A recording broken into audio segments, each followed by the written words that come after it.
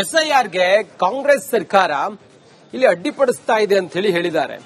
ಹೇಗೆ ಕೇಳಿದ್ರೆ, ಶಾಸಕರ ಮನೆಯಲ್ಲಿ ಎಸ್ಐಆರ್ ಪ್ರಕ್ರಿಯೆ ಆಗುತ್ತೆ, ದೇವಸ್ಥಾನಗಳಲ್ಲಿ ಎಸ್ಐಆರ್ ಪ್ರಕ್ರಿಯೆ ಮಾಡ್ತಾ ಇದ್ದಾರೆ, ಹಾಗೆ ಮಸೀದಿಗಳಲ್ಲೂ ಕೂಡ ಎಸ್ಐಆರ್ ಪ್ರಕ್ರಿಯೆ ಮಾಡ್ತಾ ಇದ್ದಾರೆ. ನಿಯಮಗಳನ್ನ ಇವರು ಗಾಳಿಗೆ ತೂರಿ ಎಸ್ಐಆರ್ ಪ್ರಕ್ರಿಯೆಯನ್ನು ನಡೆಸ್ತಾ ಇದ್ದಾರೆ ಅನ್ನೋದು ಬಿಜೆಪಿಯವರ ಗಂಭೀರ ಆರೋಪ.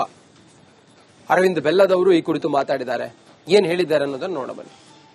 ಆ ರೀತಿ ಕಾಂಗ್ರೆಸ್ಸಿನ ಕಾರ್ಯಕರ್ತರು ಕಾಂಗ್ರೆಸ್ಸಿನ ಸಹಕಾರದಿಂದ ಈ ಪ್ರೊಸೆಸ್ ಅನ್ನ ಡಿಸ್ಟರ್ಬ್ ಮಾಡುವಂತ ಕೆಲಸವನ್ನು ಮಾಡ್ತಿದ್ದಾರೆ.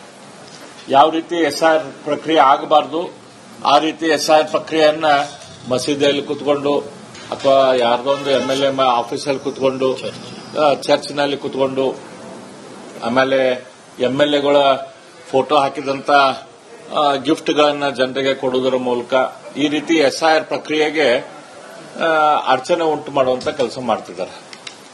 ಅದು ಒಂದು ರೀತಿ ಆಗುವಂಗಿದ್ರೆ, ಅದಕ್ಕಿಂತ ಮುಖ್ಯವಾಗಿ ಇವತ್ತು ಏನು ಈ ಎಸ್ಐಆರ್ ಪ್ರಕ್ರಿಯೆ ಕಂಪ್ಲೀಟ್ ಇಡೀ ದೇಶಾದ್ಯಂತ ಆದ ನಂತರ ನಮ್ಮ ದೇಶದಲ್ಲಿ ಏನು ನುಸುಳುಕೋರರು ಅದಾರಲ್ಲ ಅವ್ರ ಬಗ್ಗೆ ಸಂಪೂರ್ಣವಾಗಿ ಒಂದು ಚಿತ್ರಣ ಹೊರಬರುವಂತ ಸಾಧ್ಯತೆ ಬಹಳ ಒಳ್ಳೆ ರೀತಿಯಿಂದ ಇದೆ.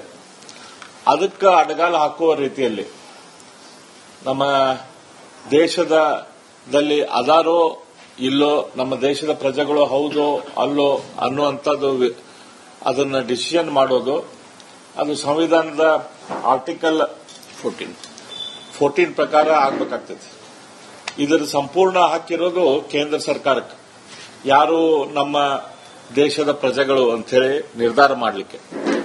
ಆದ್ರೆ ಅದನ್ನೆಲ್ಲ ಬಿಟ್ಟು ಇವತ್ತು ನಮ್ಮ ಕರ್ನಾಟಕ ಸರ್ಕಾರ, ಕಾಂಗ್ರೆಸ್ಸಿನ ಸರ್ಕಾರ, ಮತಾಂಧ ಸರ್ಕಾರ, ಒಂದು ರೀತಿಯ ಔರಂಗಜೇಬನ ಮತಾಂಧತೆ ಯಾವ್ದಿತ್ತು ಅದೇ ರೀತಿಯ ಮತಾಂಧತೆ ಇವತ್ತು ಕಾಂಗ್ರೆಸ್ ಸರ್ಕಾರಕ್ಕೆ ಮುಸ್ಲಿಮರ ಮೇಲೆ ಇದ್ದಂಗೆ ಕಾಣಿಸುತ್ತೆ.